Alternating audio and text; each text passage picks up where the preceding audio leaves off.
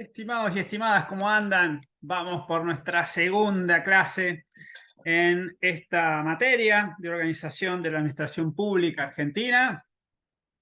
Lo que vamos a ver hoy, inmediatamente, si me permiten, es cuál es la configuración de las empresas públicas, de qué se trata este fenómeno que la Corte Suprema ha denominado como tal, ¿sí? Un fenómeno específico particular y sui generis, ¿no? Que es una empresa pública. Algo que me olvidé decir en la primera clase. Las empresas públicas son eh, una adefesio, lo llamo yo, lo escribí por ahí en el inicio de la clase, en el sentido de que son un ente muy particular, con características propias, aunque de contornos difíciles de delinear. Decimos es una rara avis in terris, ¿sí? Un sujeto sui generis. ¿Y de qué se va a diferenciar? Entonces yo los invito aquí a identificar una pileta de natación, donde yo tengo andariveles. Entonces va un nadador por el andarivel central, que es el cuarto, ¿sí? Número cuarto, por alguna razón. Al lado tiene el 3 y al lado tiene el 5, ¿no? ¿Quién va por el 3? Por ahí va el Estado, que es un tipo grandote así, que nada, que tiene muchos músculos, va. En el 5 va el mercado, ¿sí? Las empresas privadas, que también son fibrosas, ¿sí? Tienen mucha polenta para nadar. Bien, son rápidas, veloces. ¿Y quién va en el medio? Bueno, las pobres empresas públicas, que tratarán de hacer algo. Lo importante, lo importante es que tengo 3 andariveles. Ya, no tengo solo 2, tengo 3. Es decir, en el medio va alguien diferente a los 2 nadadores de los costados. Entonces, ¿qué va a ocurrir? Bueno, vamos a ver que a lo largo de esta carrera, el Estado va a tratar de estirar el brazo al nadador y traerse para su andarivel al que está en el costado, que es la empresa pública. Y del otro lado, el mercado, las empresas privadas, van a estirar su brazo y lo van a tratar de traer para su propio andarivel. Entonces el pobre nadador que va en el medio va a estar tironeado de un lado y del otro. Es decir, va a estar totalmente tensionado, permanentemente en una zona de disconfort. ¿Sí? Porque no es ni el Estado lato sensu, ni es un ente privado que busca lucro, ¿sí? En la esfera comercial. Va a estar en el medio. Entonces, la clave y el desafío es ver, bueno, ¿quién es ese sujeto que nada por el carril cuarto? ¿Cómo le damos un contorno y cómo le damos un marco de actuación? A ustedes podrán decir, uy, pobre ese nadador, tiene todas las de perder. Si ustedes vieran una carrera, miren los Juegos Olímpicos, el más veloz va en el medio. Ah, entonces, atenti. Bueno, y acá, ¿cómo podemos hacer esa analogía? A veces la empresa pública toma lo mejor del Estado y toma lo mejor del privado. Y uno dice, bueno, ese es el mejor de los mundos. Sí, pero no tenemos una pauta para saber cuándo tomar una cosa o la otra. Y muchas veces el gestor público se aprovecha de eso. Él dice, hoy me conviene estar más cerquita de este andarivel y mañana más cerquita de este, ¿no? Lo que más me conviene. Y entonces, bueno, ¿y qué sos? ¿Estás para el andarivel 3 o para el 5? Ah, no sé, voy viendo dónde me paro. Bueno, eso da cierta discrecionalidad que para muchos autores debería ser obviada, debería ser reducido ese margen. Bien, visto esto, nuestro gran nadador, vamos a ver qué son estas empresas públicas, de dónde salieron, los regímenes y cómo podemos delinearlos. Bien, no voy a entrar en mucho detalle, van a tener la presentación. Tenemos tipos societarios. ¿Sí? En el 46 nacen primer peronismo, las sociedades de economía mixta, ya se buscaba una articulación público-privado y regímenes heterogéneos. O sea, esto nació así, mixto, no hay otra vuelta, pero no tuvo mucha aplicación. Unos años después se dicta una ley de empresas del Estado. Y acá sí, todos los entes empresariales del Estado Nacional van a tener esta configuración por muchos años. En el 67, 70, 72 se modifica la ley de sociedades comerciales y se agrega un capitulito para la SAPEM, que es la sociedad anónima con participación estatal mayoritaria. La clave es esa, mayoritaria. Y también muchas empresas van a adoptar esta tipología de SAPEM. ¿Qué más? En el 74 se dicta una ley, y esto es importante porque va a ser la primera ley orgánica para las empresas públicas. Recordemos, cuando decimos empresas públicas, entre muchas comillas, es una etiqueta genérica, no es que vamos a encontrar una ley que hable de la empresa pública, ¿no? Es una forma que tenemos de llamarlas en general, es una convención. Bien, decíamos, la ley 2705 de sociedades del Estado. Es una ley que va a decir, mire, las empresas del Estado se van a transformar en sociedades del Estado. O sea, desaparecieron las EE y pasaron a ser todas SE. Pero no desaparecieron las SAPEM. Entonces, SE y SAPEM van a ser los dos tipos societarios que van a predominar. Sobre todo en las 3 décadas de oro, que le vamos a llamar, entre el 45 y el 75. Décadas de oro para el Estado empresario, eran la columna vertebral de un sistema de acumulación del capitalismo, que en esa época en nuestro país se llamó industrialización por sustitución de importaciones, la famosa ISI, ¿no? Que va a tener en el peronismo y en el desarrollismo sus movimientos políticos más importantes. Claro, después viene la última dictadura genocida, ¿sí? Que va a favorecer la maximización financiera de estas empresas y las va a endeudar y les va a quitar el sentido que tenían. Luego, con el retorno a la democracia, el radicalismo hace lo que puede, trata de recuperar un poco, pero llega la década del 90 y tenemos lo que decíamos, el tren privatizador. Vamos a ver que no es que desaparecieron las empresas, que se vendieron todas, sino que en mucha proporción lo que pasó fue la descentralización. Pasaron a estar bajo la órbita de las provincias, igual que la salud, que la educación, etc. Es decir, siguieron viviendo, pero en la esfera subnacional. Y luego, esa década del 90 termina con la crisis 2001-2002. Y ahí para nosotros es importante porque a la salida de esa crisis se da un reverdecer del Estado empresario. Pero no va a ser a través de las SAPEM o de las sociedades del Estado, y si bien estas no desaparecen, sino de una nueva forma jurídica, un nuevo formato, un nuevo continente. ¿Y cuál va a ser? ¿Inventaron uno nuevo? ¿Dictaron una ley? No. Fueron a buscar al sector privado el formato de empresa comercial. Típica sociedad anónima. Bueno, pero una sociedad anónima es dos socios que se juntan con afecto societatis para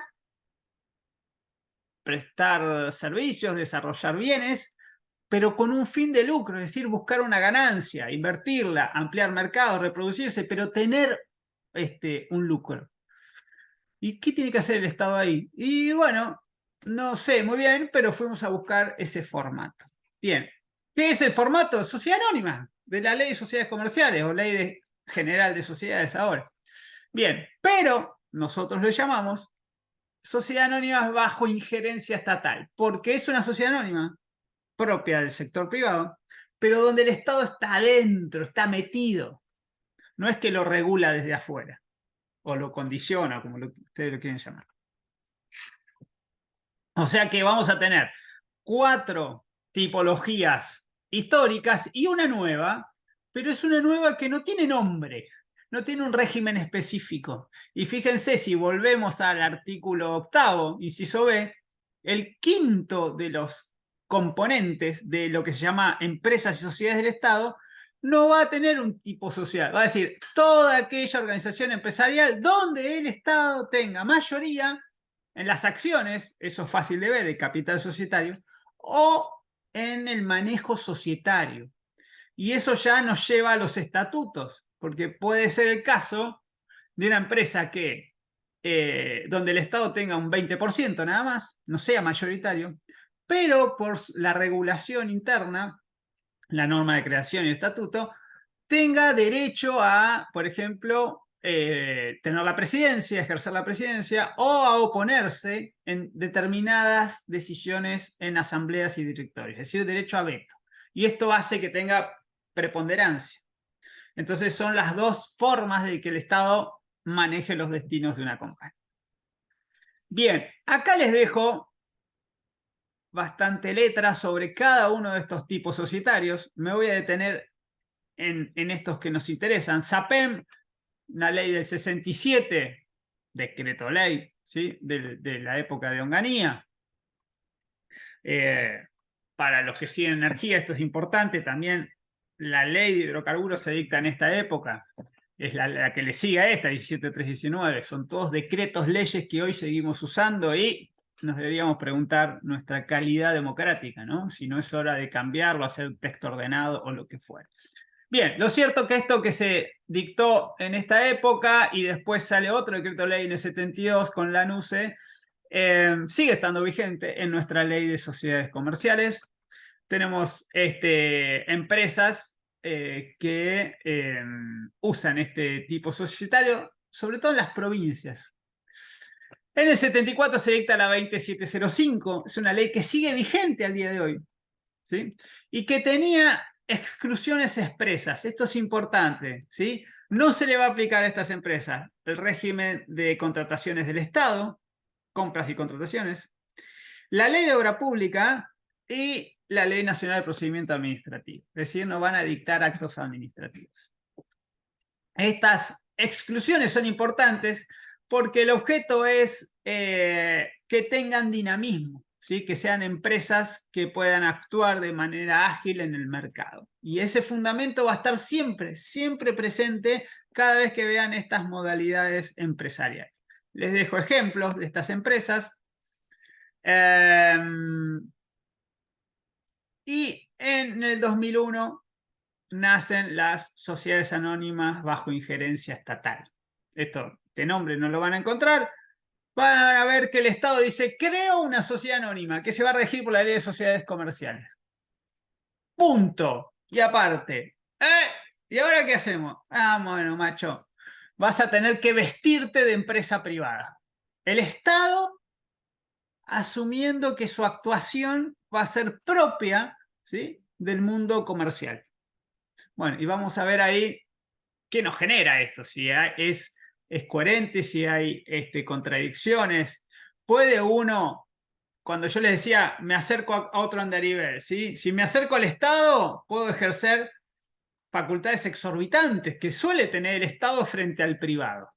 Por ejemplo, el Estado licita una obra, la contrata, y a un precio. Y si usted va a hacer una carretera, una ruta por, no sé, de tal ciudad a tal ciudad. Bien, y cuando está terminando, le puede decir al privado, ah, no, ahora dame un 20% más al mismo precio. Ese ius variandi y otras facultades, o rescindir un contrato sin pagar una penalidad. Eso lo puede hacer el Estado per se. Ahora, ¿lo puede hacer una empresa pública? ¿Puede tomarse esas prerrogativas?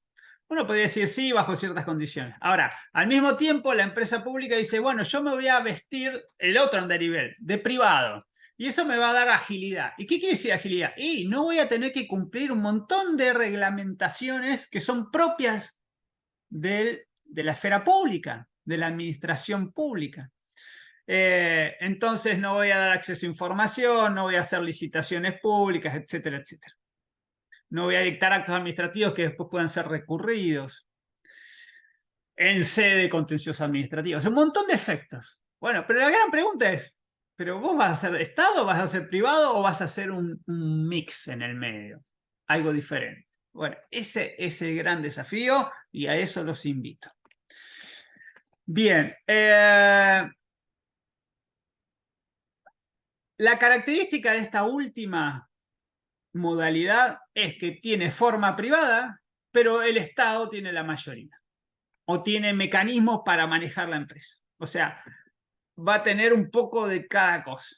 ¿Sí? Balbín, que se lo citaba hoy, dice, esto es diferente a todo lo anterior que conocíamos.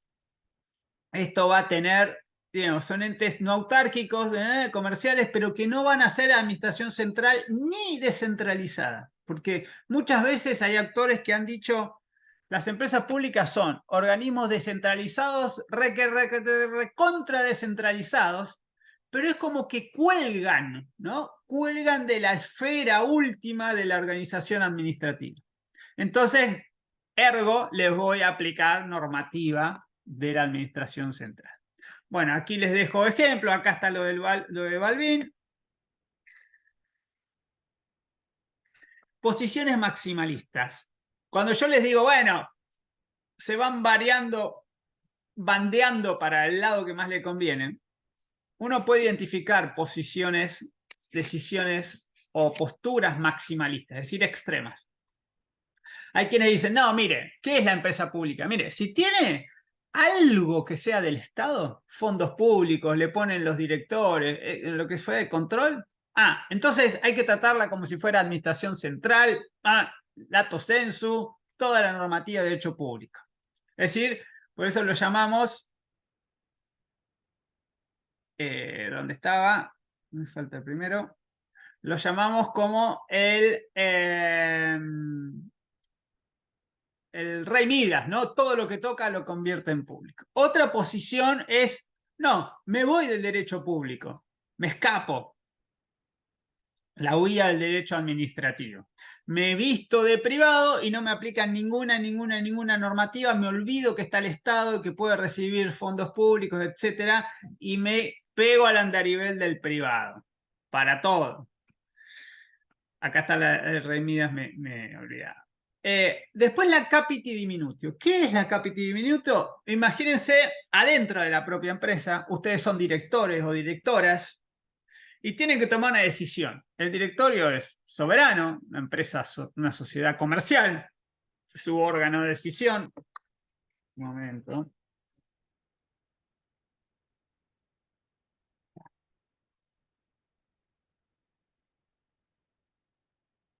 Imponderables que pueden pasar. ¿Qué es la capiti diminutio? Decir, no, yo no puedo hacer nada si no me mandan una instrucción de quién, del ministro o del secretario, etcétera. Es decir, el paternalismo estatal. Yo necesito tener un mandato expreso. Es decir, el directorio no puede tomar decisiones por sí mismo en el marco de su objeto social si no tiene una instrucción. Entonces, esto le quita responsabilidad al directorio y es como que lo hace intrascendente. Entonces, claro, el director se cubre, pero después la actuación se ralentiza y es lo mismo que no fuera un apéndice de la administración central.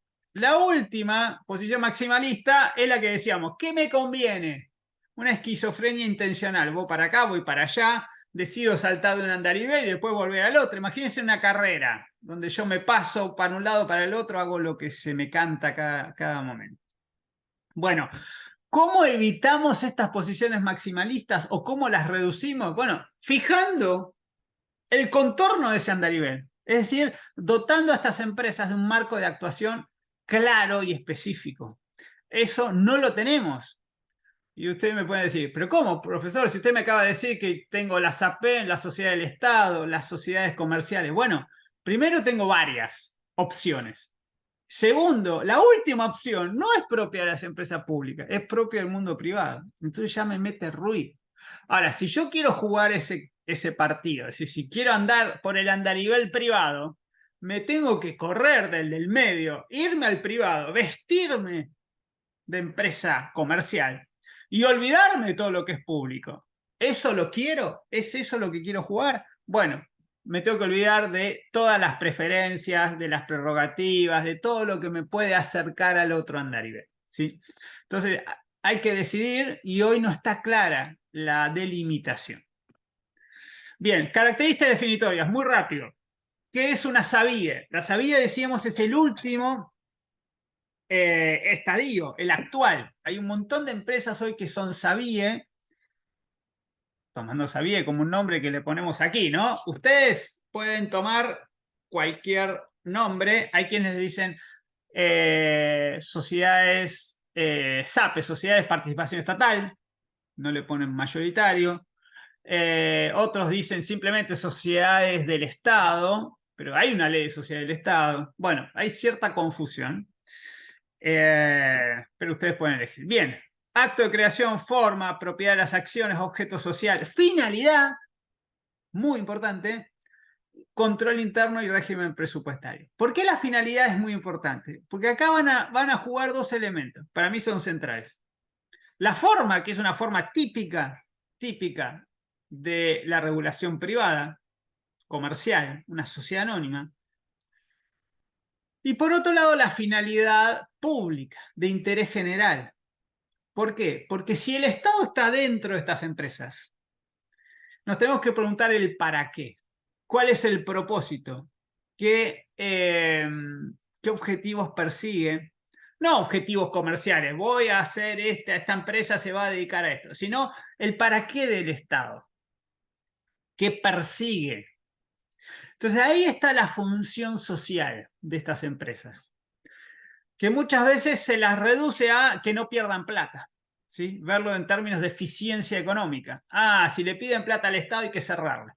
Y nos olvidamos de cuál es el rol que cumplen en un mercado, que puede ser un rol monopólico o preponderante, que puede ejecutar políticas públicas, que puede llegar ahí donde el privado no va porque no les es rentable, no les es conveniente, que tiene una función de cohesión social, ¿sí? Recordemos la historia de YPF, la pueden leer ahí en el prólogo de Pino Solana, ¿sí? Fundando pueblos enteros, cumpliendo funciones que van más allá de su mero objeto comercial.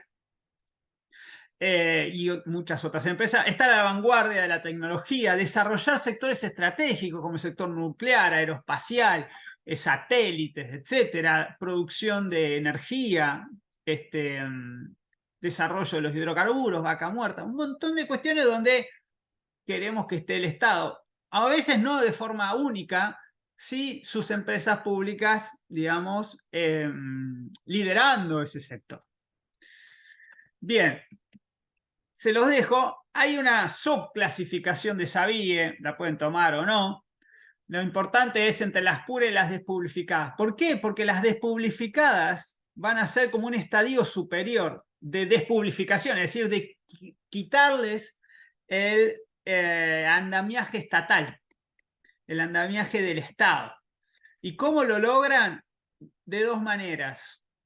No, pero primero una cuestión que no me parece menor. No se pueden crear empresas públicas por decreto. Nos guste, no nos guste, hubo casos, pero ahora tiene que salir una ley. Y esto lo dice esta ley que les dejo por acá, es una restricción al poder ejecutivo. Pero digo, ¿cómo son las despublificadas? ¿No?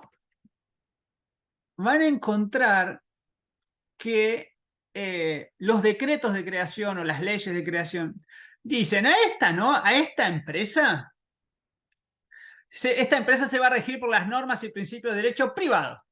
Típica sociedad anónima. Pero no contento con eso, van a añadirle otra disposición que por la negativa dice, y además sepa, sobre todo los que van a controlar estas empresas, los síndicos, los auditores, etcétera, o el pueblo en última instancia, que no le van a aplicarse en general normas o principios del derecho administrativo. Es decir, le aplico derecho privado y no le aplico derecho administrativo. Ni normas ni principios, o sea, las cuestiones más generales, no las reglas. Por eso llamamos despublificación, ¿sí? Las corremos del ámbito de la regulación pública. Bueno, y aquí les dejo los ejemplos. Las despublificadas, un antecedente que vamos a tomar en nuestra última clase va a ser el de YPF. El YPF siempre marca el camino, siempre es el mascarón de proa de todas las otras empresas públicas. Fue la primera que se transformó en sociedad anónima, de sociedad del Estado en sociedad anónima, lo que hoy llamamos SABIE. ¿Cuándo ocurrió eso? En el año 92, fíjense, hace tiempo. Pero la manejaba el Estado, época de Extensor o Monti. Recién en el año 99 va a pasar a control privado por Repsol. Es decir, hubo un plazo ahí en tiempo donde era sociedad anónima, pero la gobernaba el Poder Ejecutivo. Es interesante esa época. Y acá hay un artículo clave, que es el 307. ¿Por qué? Porque a partir del 308 empieza en la Ley de Sociedades Comerciales el régimen de la SAPEM. Entonces, si ustedes encuentran que la normativa dice hasta el 307, quiere decir que ni siquiera es SAPEM, es SA pura y dura. Eso es YPF. ¿Desde cuándo? Desde 1922. ¿Hasta cuándo? Chachán, chachán.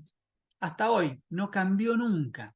Y los estatutos que se aprobaron en 1922 siguen vigentes hoy. Y de hecho, si ustedes siguen la actualidad, se están discutiendo en un juicio en Nueva York. Bien.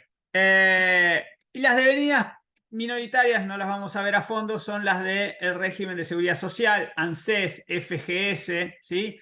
Lo que quiero que sepan ahí es que son todas estas, son de primer nivel, cotizan en bolsa, pero el Estado tiene una participación minoritaria, ¿sí? A lo sumo un 20 y pico %. Pueden poner un director, un síndico, pero no gobiernan la empresa.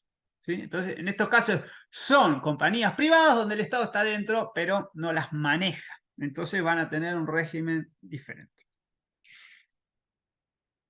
Mucho se habló de si esto era coherente, si el Estado se tenía que ir, tenía que vender, si iban a bajar la cotización bursátil de estas acciones. Lo cierto es que pasaron ya varios años, del año 2008, 2009, cohabitan el sector público y privado y no ha pasado nada. Y es un win-win, de alguna manera. Todos, el Estado accede a información de primera mano y el privado tiene un interlocutor privilegiado para llegar a la regulación, etc. Así que eso está ahí. Bien. Empresas públicas hoy en día, rapidito. Allá en la época de oro, dijimos que en la dictadura cívico-militar no se vendieron empresas públicas, sino que cambió la función y, digamos, fue como mandarlas a la B, pero siguieron existiendo. ¿Cuántas había? Según la CEPAL, y unas 300 empresas públicas. Críticas de por medio, ¿se acuerdan del teléfono? Esto no anda, Neusta, Entel. Bueno, todas las críticas porque eran grandes, porque no tenían tecnología, porque estaban sobredimensionadas, porque no prestaban servicios de calidad. Bueno, las privatizamos. ¿Cómo se privatizaban? Hacíamos unidades de negocio, las vendíamos o pasaban a las provincias. ¿Qué es lo importante? Que hoy en día, tenemos 36 empresas públicas del Estado Nacional. Son muchas, son pocas. Y decíamos, veníamos de 300, bueno, desaparecieron. Bueno, esto lo encontramos en el último decreto que organiza la administración central, descentralizada y lo que llama, fíjense, entes del sector público nacional. Entes, si hablamos de entes pareciera que es administración central, pero en un anexo 3 está lo que se llama empresas y sociedades del Estado. Fíjense que es el vocabulario del artículo 8 que habíamos visto al principio. Bien, y ahí tenemos 36 empresas. Acá se las dejo, las leen, las estudian, están todas en nuestro bendito manual, eligen la que quieran y la estudian a fondo. ¿Sí? Va a ser uno de los trabajitos que tenemos ahí como actividad práctica para que conozcan estas empresas. Están por sector, hay muchas del sector de transporte, de ferrocarriles, espacial, energía. Bueno, hay un poco de todo. De YPF la más grande a otras chiquititas, algunas muy eficientes y otras muy dependientes de transferencias del Estado, pero todas cumpliendo con un rol público específico. Bien, tenemos ARSAT, tenemos AISA, dijimos YPF, fabricaciones militares, los medios públicos, algunas espaciales, aerolíneas, obviamente, la empresa de bandera, aerolínea de bandera, Bueno, las del FGS ya lo vimos. Y este es un dato a tener en cuenta. Cuando yo les dije descentralización, las empresas pasaron a las esferas provinciales.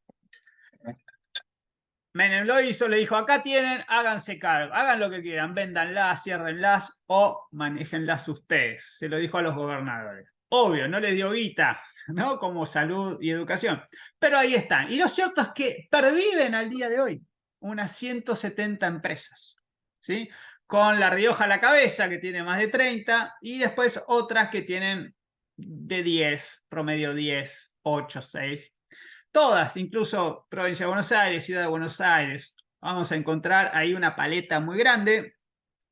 Acá les dejo material que también está en el manual. Manuel Yáñez es un académico que ha estudiado a fondo estas empresas. Hay poca información, acceso a información pública, es difícil tener una dimensión, pero bueno, acá les dejo, acá están por provincias, ¿sí? ¿Cuántas hay en cada provincia? Ahí en un anexo de manual tienen todo el listado. Por ejemplo, hablemos de algunas específicas. INVAP siempre se pone a la vanguardia, ¿sí? En Río Negro. Fomicruz en Santa Cruz. Hay muchas del sector hidrocarburífero. GIP de Neuquén. Bueno, distribuidoras eléctricas como la EPE o EPEC en Córdoba y Santa Fe. En provincia de Buenos Aires también tenemos de gas, subdistribuidoras de gas o de agua. Tenemos el sector de bancos. Bueno, hay un crisol, ¿no? Muy, muy variado, lo van a encontrar ahí. Esta es la última normativa aplicable, ¿sí? Esto lo vamos a ver en un videito específico, pero acá se los dejo el listado. Desde el año 2012, con la ley de soberanía hidrocarburífera que expropia la mayoría accionaria de YPF, de ahí para aquí, las últimas normativas que se han ido dictando. Quien quiera profundizar en los aspectos jurídicos, acá les dejo todo el panorama hasta el 2021, que es lo último que se ha dictado sobre estas empresas, sobre actuación específica de los directores.